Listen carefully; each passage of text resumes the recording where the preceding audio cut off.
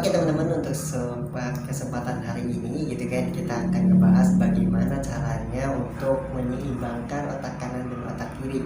Karena sebelumnya kita udah bahas tentang gimana caranya untuk yang namanya mengetes kita dominan nih di otak kanan ataupun otak kiri nih gitu kan. Dan kita juga udah tahu gitu kan karakteristik orang-orang yang mungkin dominan di otak kanan ataupun di otak kiri ya guys. Nah makanya untuk hari ini, kalau misalkan mungkin kita masih dominan di otak kanan dan otak kirinya gitu kan, ya kita seimbangkan supaya apa, kinerja kitanya saat kita udah seimbang, kinerja kita itu akan efektif dan efisien. Karena apa? Karena daya ingat bakalan oke gitu kan, dan juga mungkin imajinasi juga oke yang kita gunakan, dan juga mungkin kita bisa ya melihat teori dan lain sebagainya, dan teori dan praktek itu sangatlah mudah. Karena apa?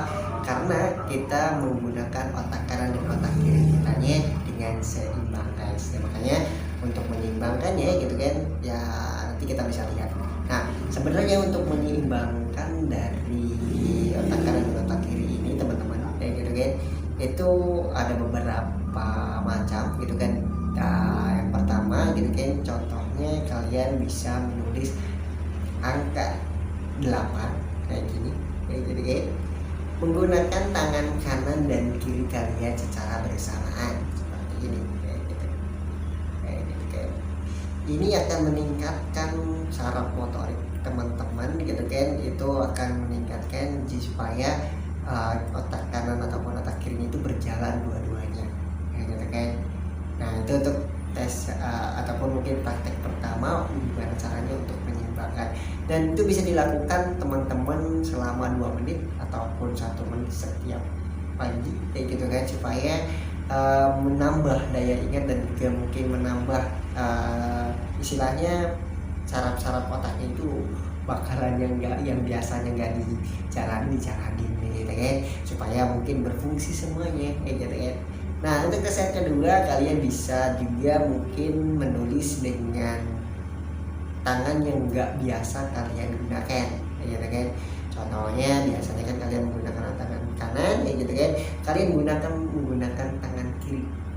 Nggak usah lama-lama, itu juga cuma mungkin tulisan di buku kosong aja, di buku kertas yang mungkin gak kepake gitu kan. Karena itu cuma untuk melatih saraf-saraf motorik kalian aja gitu kan, supaya saraf-saraf yang gak biasanya digunakan untuk berpikir itu aktif kembali kayak gitu kan. Kalian gunakan hal yang gak biasa kalian gunakan. Intinya sih kalau misalkan untuk cara untuk mengoptimalkan ataupun menyeimbangkan, yaitu caranya ya yang kali otak yang ataupun otot-otot yang enggak kalian gunakanlah gitu kan. Caranya ya menggunakan suatu gerakan yang enggak biasa kita gerakan kayak gitu kan. Contohnya membaca kan dari kanan ke kiri kan kayak gitu kan. Cobalah untuk membaca dari kiri ke kanan kayak gitu kan. Ya kalian bisa coba gitu kan, contohnya dengan menggunakan di kaca gitu kan, kita baca. Mungkin itulah untuk melatih saraf-saraf kita, supaya saraf kanan dan kirinya itu saraf motoriknya bakal ya bergerak gitu kan. Akhirnya apa? Akhirnya ya teman-teman bisa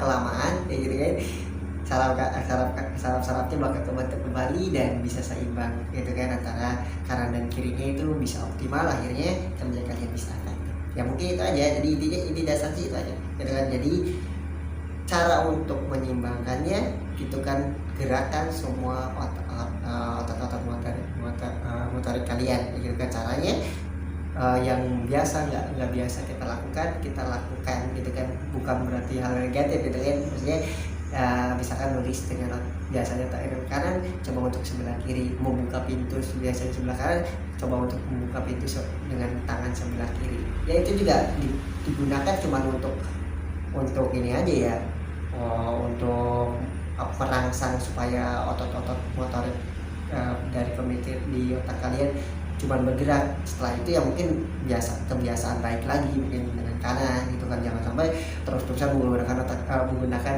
kiri untuk membuka pintu, nulis jadinya pengennya pakai tangan kiri gitu kan. Jangan, tapi untuk melatih aja supaya otot-ototnya itu kegerak gitu kan. Nah itu aja sih untuk cara untuk mengoptimalkan ataupun menyeimbangkannya. Ya mungkin nanti teman-teman bisa cari cari-cari sendiri untuk dari sumber-sumber tertentu gitu kan, karena itu juga ya beberapa tes dan juga mungkin dari yang saya ajarkan ke teman-teman untuk cara otak kanan dan otak kiri ini saya ambil dari beberapa sumber kayak gitu kan, dan mungkin dan udah dapat disimpulkan di sini. Mungkin itu aja untuk kesempatan hari ini. Nanti kalau misalkan yang belum tes jadi mungkin bisa lihat di video ini, dan kalau misalkan mungkin yang udah tes tetapi belum tahu fungsi dan kegunaannya bisa dilihat di sini kayak gitu kan. Ya mungkin itu aja, mudah-mudahan bisa bermanfaat. Terima kasih.